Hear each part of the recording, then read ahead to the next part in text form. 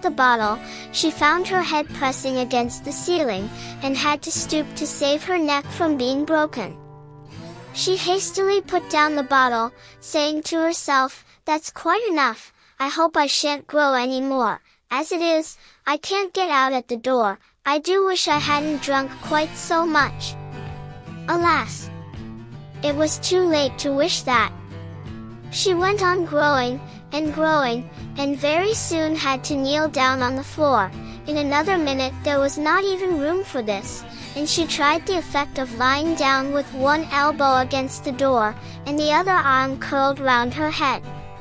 Still she went on growing, and, as a last resource, she put one arm out of the window, and one foot up the chimney, and said to herself, "Now I can do no more, whatever happens. What will become of me?" Luckily for Alice, the little magic bottle had now had its full effect, and she grew no larger. Still it was very uncomfortable, and, as there seemed to be no sort of chance of her ever getting out of the room again, no wonder she felt unhappy. It was much pleasanter at home, thought poor Alice, when one wasn't always growing larger and smaller, and being ordered about by mice and rabbits. I almost wish I hadn't gone down that rabbit hole, and yet, it's rather curious, you know, this sort of life. I do wonder what can have happened to me. When I used to read fairy tales, I fancied that kind of thing never happened, and now here I am in the middle of one. There ought to be a book written about me, that there ought. And when I grow up, I'll write one, but I'm grown up now, she added in a sorrowful tone. At least there's no room to grow up any more here. But then, thought Alice, shall I never get any older than I am now? That'll be a comfort, one way, never to be an old woman, but then, always to have lessons to learn. Oh, I shouldn't like that. Oh, you foolish Alice, she answered herself. How can you learn lessons in here? Why, there's hardly room for you, and no room at all for any lesson books. And so she went on, taking first one side and then the other, and making quite a conversation of it altogether. But after a few minutes she heard a voice outside, and stopped to listen. "Mary Ann! Mary Ann," said the voice. "Fetch me my gloves this moment." Then came a little pattering of feet on the stairs. Alice knew it was the rabbit coming to look for her, and she trembled till she shook the house, quite forgetting that she was now about 1,000 times as large as the rabbit, and had no reason to be afraid of it. Presently the rabbit came up to the door, and tried to open it, but, as the door opened inwards, and Alice's elbow was pressed hard against it, that attempt proved a failure. Alice heard it say to itself, "Then I'll go round and get in at the window." "That you won't," thought Alice, and, after waiting till she fancied she heard the rabbit just under the window, she suddenly spread out her hand, and made a snatch in the air. She did not get hold of anything, but she heard a little shriek and a fall, and a crash of broken glass, from which she concluded that it was just possible it had fallen into a cucumber frame, or something of the sort. Next came an angry voice, the rabbit's, "Pat! Pat! Where are you?" And then a voice she had never heard before, "Sure then I'm here." "Digging for apples, Your Honor." "Digging for apples, indeed," said the rabbit angrily. "Here. Come and help me out of this." Sounds of more broken glass. "Now tell me, Pat, what's that in the window?" "Sure, it's an arm, Your Honor." He pronounced it arum. "An arm, you goose. Who ever saw one that size?" "Why, it fills the whole window." "Sure, it does, Your Honor, but it's an arm for all that." "Well, it's got no business there, at any rate, go and take it away." There was a long silence after this, and Alice could only hear whispers now and then, such as, Sure, I don't like it, Your Honor, at all, at all. Do as I tell you, you coward. And at last she spread out her hand again, and made another snatch in the air. This time there were 2 little shrieks, and more sounds of broken glass. What a number of cucumber frames there must be, thought Alice. I wonder what they'll do next. As for pulling me out of the window, I only wish they could. I'm sure I don't want to stay in here any longer. She waited for some time without hearing anything more. At last came a rumbling of little cartwheels, and the sound of a good many voices all talking together. She made out the words, "Where's the other ladder? Why, I hadn't to bring but one, Bill's got the other, Bill. Fetch it here, lad, here, put them up at this corner, no, tie them together first, they don't reach half high enough yet, oh. They'll do well enough, don't be particular, here, Bill. Catch hold of this rope, will the roof bear, mind that loose slate, oh, it's coming down. Heads below. A loud crash, now, who did that? It was Bill, I fancy. Who's to go down the chimney? Nay, I shan't. You do it, that I won't, then, Bill's to go down, here, Bill. The master says you're to go down the chimney. Oh. So Bill's got to come down the chimney, has he? Said Alice to herself. Shy, they seem to put everything upon Bill.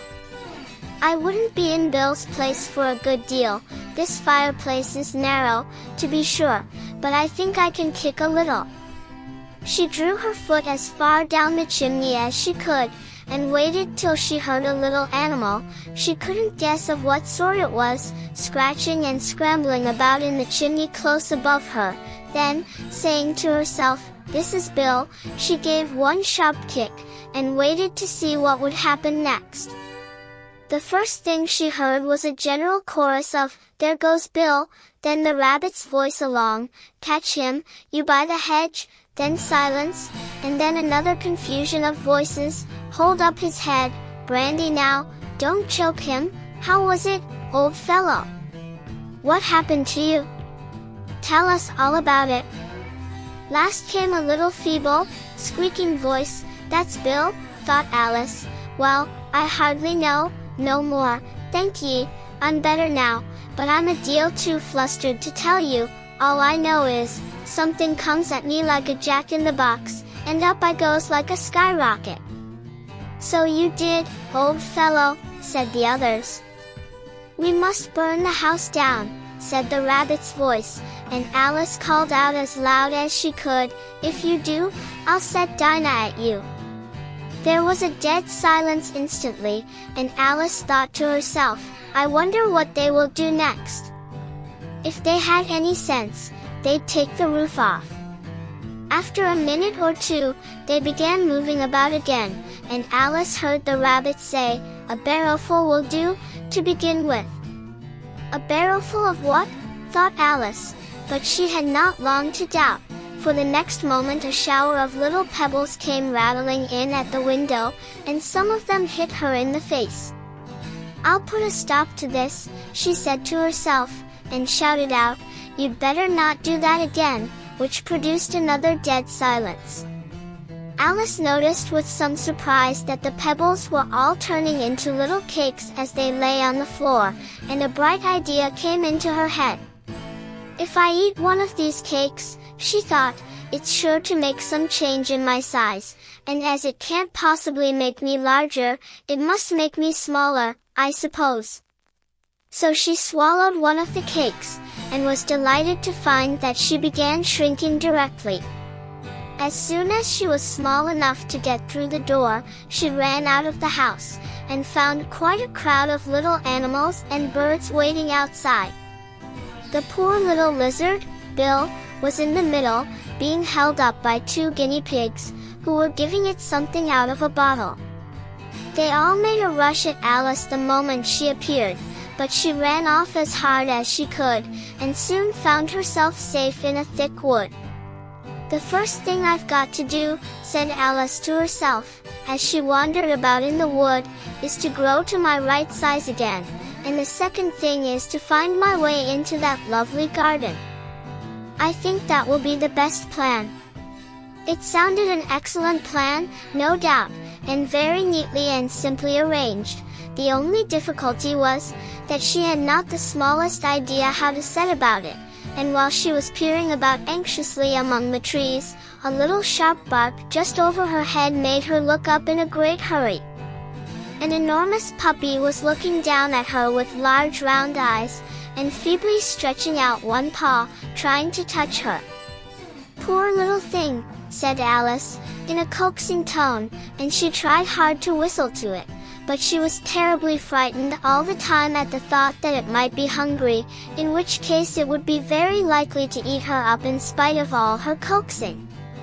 Hardly knowing what she did, she picked up a little bit of stick, and held it out to the puppy, whereupon the puppy jumped into the air off all its feet at once, with a yelp of delight, and rushed at the stick, and made believe to worry it. Then Alice dodged behind a great thistle, to keep herself from being run over, and the moment she appeared on the other side, the puppy made another rush at the stick, and tumbled head over heels in its hurry to get hold of it. Then Alice, thinking it was very like having a game of play with a cart horse, and expecting every moment to be trampled under its feet, ran round the thistle again.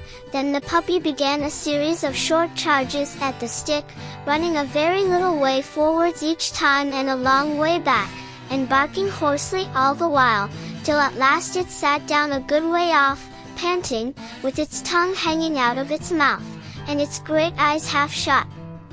This seemed to Alice a good opportunity for making her escape, so she set off at once, and ran till she was quite tired and out of breath, until the puppy's bark sounded quite faint in the distance. "And yet what a dear little puppy it was," said Alice, as she leant against a buttercup to rest herself, and fanned herself with one of the leaves. "I should have liked teaching it tricks very much, if I'd only been the right size to do it. Oh dear! I'd nearly forgotten that I've got to grow up again. Let me see, how is it to be managed? I suppose I ought to eat or drink something or other, but the great question is, what?" The great question certainly was, what? Alice looked all round her at the flowers and the blades of grass, but she did not see anything that looked like the right thing to eat or drink under the circumstances.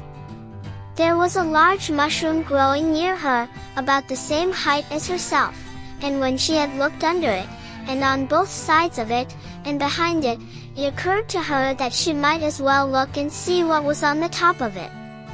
She stretched herself up on tiptoe, and peeped over the edge of the mushroom, and her eyes immediately met those of a large blue caterpillar, that was sitting on the top with its arms folded, quietly smoking a long hookah, and taking not the smallest notice of her or of anything else. Chapter 5. Advice from a Caterpillar. The caterpillar and Alice looked at each other for some time in silence. At last the caterpillar took the hookah out of its mouth, and addressed her in a languid, sleepy voice. "Who are you?" said the caterpillar. This was not an encouraging opening for a conversation. Alice replied, rather shyly, I hardly know, sir, just at present. At least I know who I was when I got up this morning, but I think I must have been changed several times since then."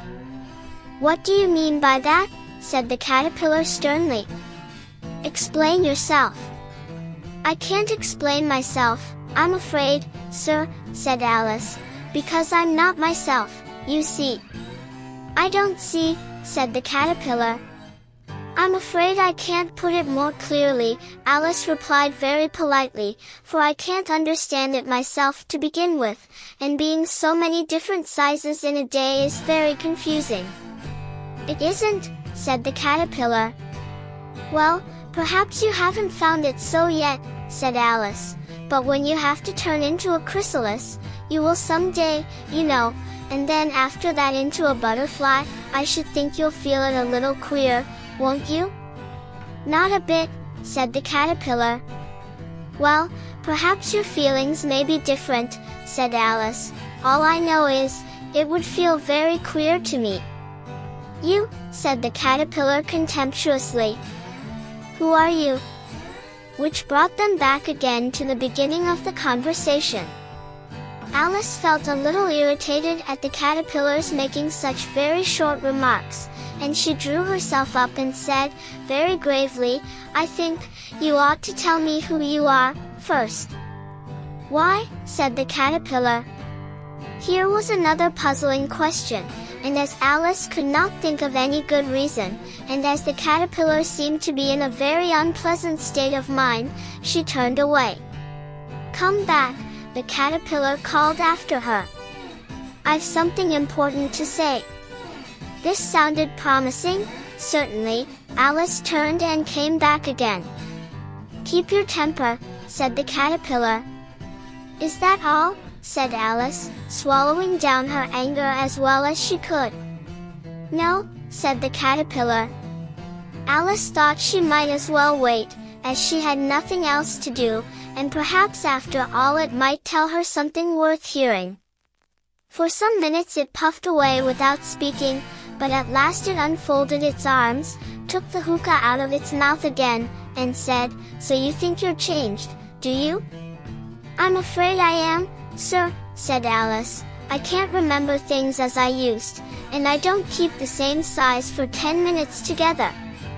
"Can't remember what things?" said the caterpillar. "Well, I've tried to say, 'How doth the little busy bee,' but it all came different." Alice replied in a very melancholy voice.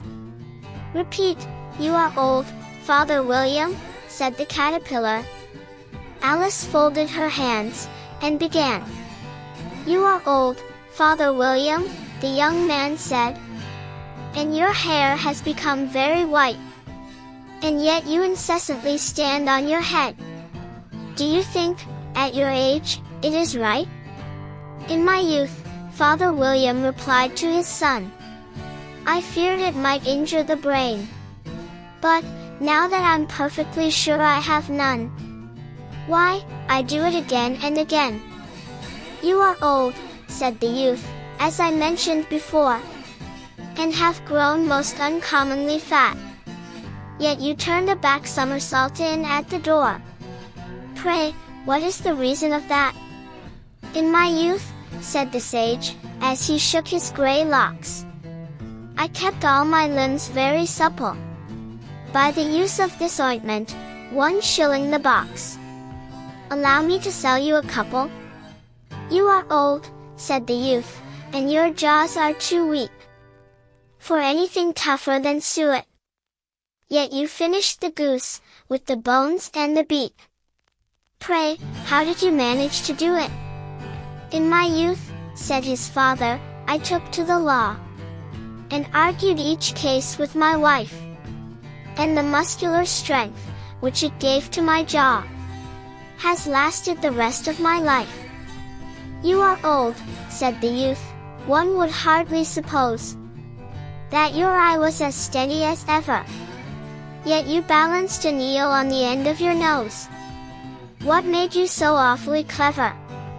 "I have answered 3 questions, and that is enough," said his father. "Don't give yourself airs. Do you think I can listen all day to such stuff? Be off, or I'll kick you downstairs." "That is not said right," said the caterpillar. "Not quite right, I'm afraid," said Alice, timidly. "Some of the words have got altered." "It is wrong from beginning to end," said the caterpillar decidedly, and there was silence for some minutes. The caterpillar was the first to speak. "What size do you want to be?" it asked. "Oh, I'm not particular as to size," Alice hastily replied, "only one doesn't like changing so often, you know." "I don't know," said the caterpillar. Alice said nothing. She had never been so much contradicted in her life before, and she felt that she was losing her temper. "Are you content now?" said the caterpillar. "Well, I should like to be a little larger, sir, if you wouldn't mind," said Alice. 3 inches is such a wretched height to be." "It is a very good height indeed," said the caterpillar angrily, rearing itself upright as it spoke. It was exactly 3 inches high. "But I'm not used to it," pleaded poor Alice in a piteous tone. And she thought of herself, "I wish the creatures wouldn't be so easily offended." "You'll get used to it in time," said the caterpillar, and it put the hookah into its mouth and began smoking again. This time Alice waited patiently until it chose to speak again. In a minute or two the caterpillar took the hookah out of its mouth and yawned once or twice, and shook itself. Then it got down off the mushroom, and crawled away in the grass, merely remarking as it went, "One side will make you grow taller, and the other side will make you grow shorter." "One side of what?" "The other side of what?" thought Alice to herself. "Of the mushroom," said the caterpillar, just as if she had asked it aloud, and in another moment it was out of sight. Alice remained looking thoughtfully at the mushroom for a minute, trying to make out which were the 2 sides of it, and as it was perfectly round, she found this a very difficult question. However, at last she stretched her arms round it as far as they would go, and broke off a bit of the edge with each hand. "And now which is which?" she said to herself, and nibbled a little of the right-hand bit to try the effect. The next moment she felt a violent blow underneath her chin. It had struck her foot. She was a good deal frightened by this very sudden change, but she felt that there was no time to be lost, as she was shrinking rapidly, so she set to work at once to eat some of the other bit. Her chin was pressed so closely against her foot that there was hardly room to open her mouth, but she did it at last, and managed to swallow a morsel of the left-hand bit. Asterisk asterisk asterisk asterisk asterisk asterisk asterisk. Asterisk asterisk asterisk asterisk asterisk asterisk. Asterisk asterisk asterisk asterisk asterisk asterisk asterisk. "Come, my head's free at last," said Alice in a tone of delight, which changed into alarm in another moment, when she found that her shoulders were nowhere to be found. All she could see, when she looked down, was an immense length of neck, which seemed to rise like a stalk out of a sea of green leaves that lay far below her. "What can all that green stuff be?" said Alice. "And where have my shoulders got to?"